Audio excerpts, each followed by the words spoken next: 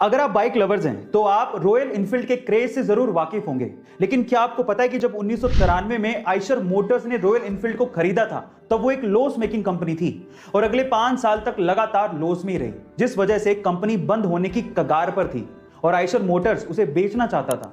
लेकिन तब के एमडी सिद्धार्थ लाल, जो कि खुद बाइक्स के बहुत बड़े शौकीन थे, उन्होंने बोर्ड ऑफ डायरेक्टर से एक और चांस मांगा और उसके बाद रॉयल इनफील्ड में कुछ मॉडिफिकेशंस किए और खुद से कई 100 किलोमीटर इंडिया में रॉयल इनफील्ड से घूमे ताकि इंडिया में बाइक्स का क्रेज फिर से शुरू किया जा सके।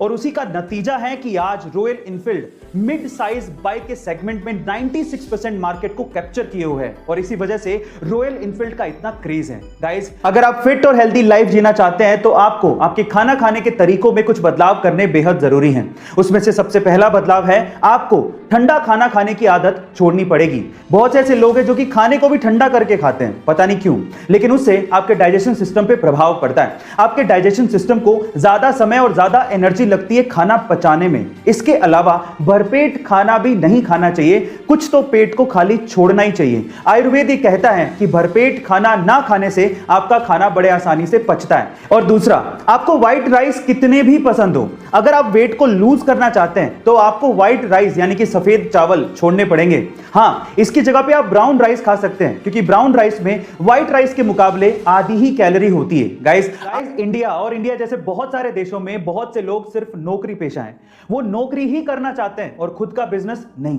क्या वो रिस्क उठाने से डरते हैं? नहीं, ये रीजन नहीं है। तो फिर रीजन क्या है? वो बताया जैकमा ने। एक बार जैकमा ने कहा कि अगर किसी बंदर के सामने 1 दर्जन केले और 1 लाख रुपए रख दें तो वो 1 दर्जन केले ही उठाएगा, 1 लाख रुपए नहीं, क्योंकि उसे पता ही नहीं है कि 1 लाख रुपए से वो बहुत सारे केले खरीद सकता है।